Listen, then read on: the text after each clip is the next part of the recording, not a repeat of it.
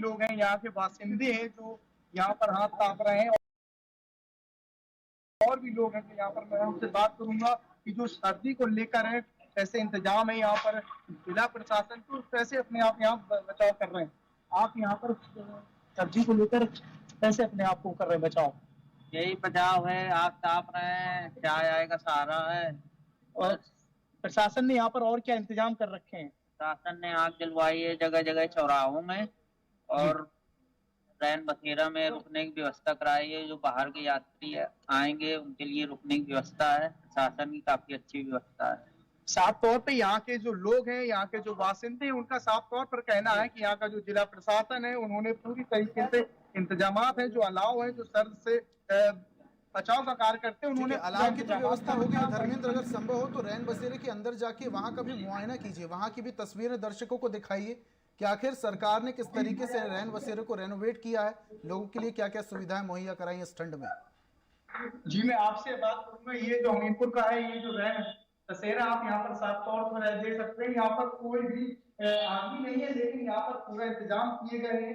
आप ये देख सकते हैं, कंबल भी है, तकिया भी है, रजाई भी है, और यहाँ पर आग से तापने के लिए जो गर्मी है उससे बचने के लिए यहाँ पर हीटर भी लगाया गया, और कहीं ना कहीं कोविड को देखते हुए यहाँ पर मास्क भी है और सैनिटाइजर वगैरह पूरा इंतजाम किए गए हैं। जो यहाँ पर आप देख सकते हैं, करीब यहाँ पर 12-13 बेड है, जो कि यहाँ पर 8 बजे के बाद यहाँ लोग आते हैं, यहाँ रुकते हैं, और उनका यहाँ पर पूरी तरीके से जो जिला प्रशासन है उन्होंने सर्दी को लेकर ख्याल रखते हुए यहाँ पर पूरा इंतजाम किया हुआ है। और भी एक कमरा में यहाँ दिखाऊं, यहाँ भी देखिए ऑफिसर, यहाँ देखिए 2 बेड लगे हुए हैं, ये कंबल, रजाई और गद्दे भी लगा रखते हैं। यहाँ जो जिला प्रशासन है पूरी तरीके से सर्दी को लेकर अलर्ट आ रहा है, जो जिला प्रशासन है पूरी तरीके से सर्दी में अलर्ट है। तो कहीं ना कहीं ये जिला प्रशासन है जो सर्दी को लेकर हमें। ठीक है धर्मेंद्र, दर्शकों ने देखा, हमने भी तस्वीरें देखी, बहुत अच्छी व्यवस्थाएं की गई यहाँ पर, गद्दे तकिए से लेके रजाई से लेके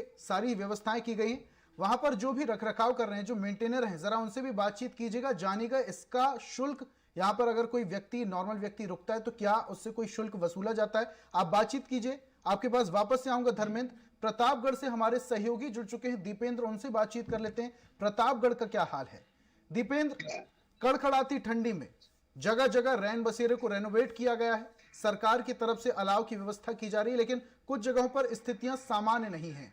प्रतापगढ़ की क्या स्थिति है? प्रतापगढ़ में बताना चाहते हैं कि प्रतापगढ़ में कड़ा ठंड पड़ रही है, लगातार 4 दिन से ठंड पड़ रही है और कोहरा घना छाया रहता है, जिसमें लोग बहुत कम घर से निकल रहे हैं, जिनको बहुत जरूरी काम है वही निकल रहे हैं। और यहाँ पर जो है ठंड के से निपटने के लिए लोग, जहाँ पर दुकान पहले 8 बजे तक खोले रहते थे, 9-10 बजे दुकान खोले रहते थे, आज वही दुकान 6 बजे बंद करके अपने शाम को घर को चले जाते हैं। और रही बात अलाव की बात करने किया जाए तो यहाँ पर अलाव तो नहीं जलाया गया है, और यहाँ रैन बसेरा बनाया गया है लोगों आने जाने के लिए, लेकिन रैन बसेरे में जो है व्यवस्था ठीक नहीं दिखती है। और यहाँ पर प्रतापगढ़ में जो है लकड़ी गिरा दी गई, लेकिन यहाँ पर आग नहीं जल रही है। मैं दिखाएंगे एक इछावर का चौराहा है, जो प्रतापगढ़ का चौराहा मान के लिए मेन चौराहा है और 4 जनपदों को जोड़ता है। पश्चिम की तरफ माना जाए तो रायबरेली, और पूरब की तरफ प्रतापगढ़, और दक्षिण की तरफ प्रयागराज को जोड़ता है, और उत्तर की तरफ अमेठी जनपद को जोड़ता है। यह प्रतापगढ़ चारों दिशा को जोड़ने वाला चौराहा। लेकिन अलाव की बात की जाए, यहाँ पर लकड़ी तो गिरा दी गई है, लेकिन अलाव जल नहीं रहा है। यहाँ पर कोई पुलिस प्रशासन भी नहीं दिख रहा है, और शाम हो गई है। कैमरामैन को चाहेंगे कैमरा घुमा कर दिखाएं, मेन चौराहे की तस्वीरें दिखाएं यहाँ पर कि किस तरह से यहाँ पर सन्नाटा पसरा हुआ है। हाई मास्क लाइट तो जरूर लगा हुआ है, लेकिन हाई मास्क लाइट जलता नहीं है।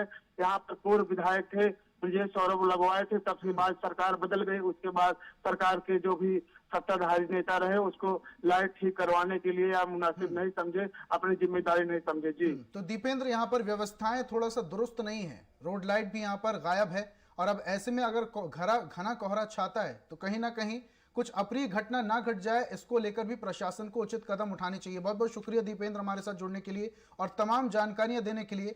धर्मेंद्र हमारे साथ लगातार जुड़े हुए हैं, उनसे बातचीत कर लेते हैं। धर्मेंद्र, आपने जानकारी जुटाई, वहां पर जो भी रखरखाव कर रहे हैं, जो मेंटेनर हैं वहां पर, अगर वो रैन बसेरे में रुकते हैं तो क्या उनसे कोई शुल्क वसूला जाता है, या फिर ये पूरी तरीके से फ्री ऑफ कॉस्ट है, सरकार की तरफ से फ्री है? ठीक है, तकनीकी समस्या के चलते धर्मेंद्र से हमारी बातचीत नहीं हो पा रही। एक बार फिर से हम उनसे जुड़ेंगे, उनसे जानकारी लेंगे, लेकिन फिलहाल दर्शकों तस्वीर आप देख के समझ सकते हैं कि कितनी कड़कड़ाते की ठंड उत्तर प्रदेश में पड़ रही है। कोहरे का प्रकोप लगातार बढ़ता जा रहा है और कई जगह पर पाले की वजह से किसानों की फसलों को कहीं फायदा हुआ है तो कहीं नुकसान भी हुआ है। अब ऐसे में प्रशासन ने दुरुस्त व्यवस्थाएं की है। प्रशासन की तरफ से, राज्य सरकार की तरफ से दावे और वादे किए गए थे कि ठंडी की पूरी तैयारियां कर ली गई हैं। करीब करीब 5 लाख से ज्यादा कंबलों को पूरे प्रदेश में बांटने की व्यवस्था की गई है और कुछ जगहों पर कंबलों को बांटने का सिलसिला भी शुरू हो चुका है।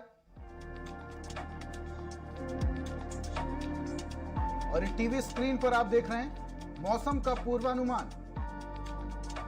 लखनऊ, बरेली, गाजियाबाद, आगरा, वाराणसी, लगातार उत्तर प्रदेश में ठंड का प्रकोप बढ़ता जा रहा है। इसको लेकर मौसम विभाग ने चेतावनी भी जारी की थी। कुछ इलाकों में ऑरेंज अलर्ट जारी किया गया है और कुछ जगहों पर येलो अलर्ट जारी किया गया है। स्वराज वेदर रिपोर्ट आपको बता रहे हैं।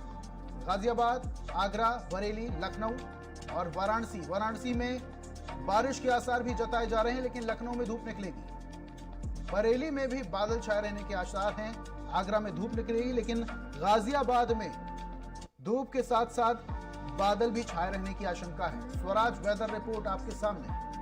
और हम बात कर रहे हैं उत्तर प्रदेश के मौसम की, जहां पर लगातार ठंड का प्रकोप बढ़ता जा रहा है। आपको बता दें कि कुछ दिन पहले तापमान 8 डिग्री तक पहुंच गया था। अब ऐसे में जनजीवन अस्त व्यस्त हो चुका है। हालांकि सरकार ने स्कूलों और कॉलेजों की टाइमिंग को भी बदल दिया है।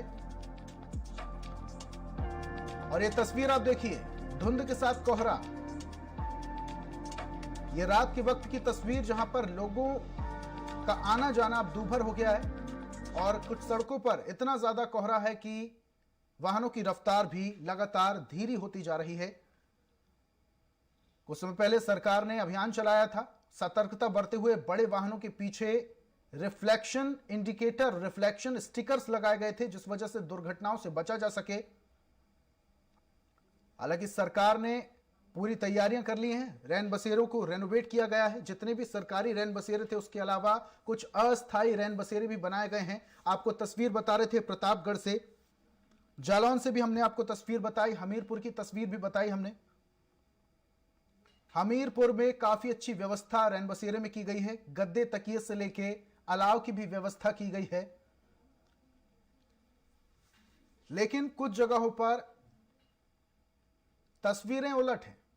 हालांकि प्राकृतिक विपदा से लोगों को निपटने की जरूरत है और लोग अब घर से निकलने से पहले सोच रहे हैं, क्योंकि ठंड का मौसम इतना ज्यादा और ठंड इतनी ज्यादा हाड़ कपाने वाली ठंड उत्तर प्रदेश में पड़ रही है।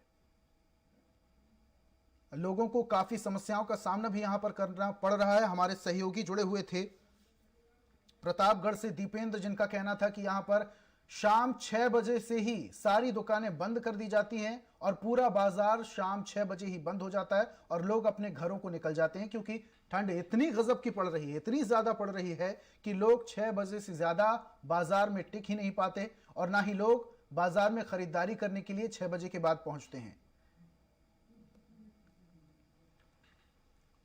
उत्तर प्रदेश में कुछ इलाकों में स्कूल की टाइमिंग को भी बदला गया है।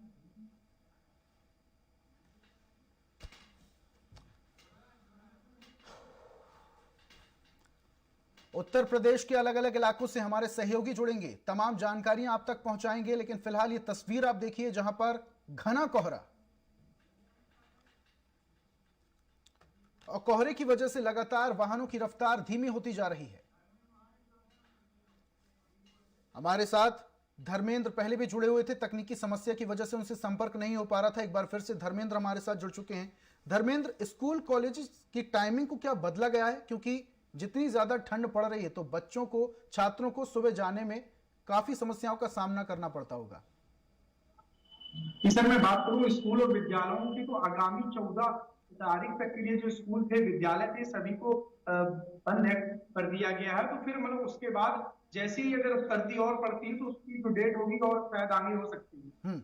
ठीक है धर्मेंद्र, जरा ये भी जानकारी दीजिए, आपसे सवाल भी मैंने किया था, वहां के जो संचालक हैं, जो रखरखाव करते हैं, मेंटेनर हैं, तो क्या वो कुछ शुल्क वसूलते हैं लोगों से? ये भी जानकारी दीजिए ताकि ये मैसेज जन जन तक पहुंचे और जो समर्थ नहीं है वो कम से कम रैन बसेरे में रात गुजार सकें। जी मतलब हमारे साथ यहाँ के जो कार्यकर्ता है, यहाँ जो काम करते हैं, मैं उनसे भी बात करता हूँ। यहाँ पर जो यात्री यहाँ रुकते हैं तो क्या उनसे कोई शुल्क ली जाती है या ये निःशुल्क रहता है? नहीं सर, निःशुल्क है बिल्कुल। तो उनका कोई पैसा चार्ज नहीं होता, इनका निःशुल्क होता है। और जो भी व्यक्ति आ जाता है हमारे पास तो पैसा भी देते तो हम लोग इनकार करते थे, नहीं निःशुल्क है यार, आप देखिए आराम करिए और जहाँ जाना है और सुबह होते हुए आप 7 बजे 8 बजे जो भी जाना है आप आराम से चले जाइए। जी हमारे साथ यहाँ के कर्मचारी थे, इनका कहना है कि ये जो सुविधाएं होती हैं, व्यवस्थाएं होती हैं, पूरी तरीके से निःशुल्क होती है और मतलब इनका कोई भी चार्ज नहीं लिया जाता है। जी ठीक है धर्मेंद्र, बने रहिए हमारे साथ, आपसे और भी जानकारी लेंगे। औरैया से हमारे सहयोगी अमित जुड़ चुके हैं, उनसे बातचीत कर लेते हैं। अमित, औरैया में भी गजब की ठंड पड़ रही है, यहाँ पर भी वाहनों की रफ्तार धीरी हो चुकी है, और क्या क्या वहां पर प्रशासन की तरफ से चीजों को बनाया गया है? क्योंकि अलाव की व्यवस्था, ऐसा दावा किया जा रहा था सरकार की तरफ से कि जगह जगह अलाव की व्यवस्था की जाएगी, स्थायी के अलावा अस्थायी रैन बसेरे भी बनाए जाएंगे, तो क्या ऐसी कुछ व्यवस्थाएं औरैया में राज्य सरकार या प्रशासन की तरफ से की गई है? जी सर, मैं बिल्कुल बताना चाहूंगा। जनपद औरैया में रैन बसेरा की व्यवस्था जो की गई है वो जिलाधिकारी महोदय के द्वारा जगह ब जगह पॉइंट टू पॉइंट रैन बसेरों की व्यवस्था की गई सर्दी के समय। ठीक है अमित, इसके अलावा ये भी जानकारी दीजिए, वहां पर जो स्कूली बच्चे हैं तो क्या स्कूल की टाइमिंग को भी चेंज कर दिया गया है या फिर कुछ समय के लिए स्कूल बंद है?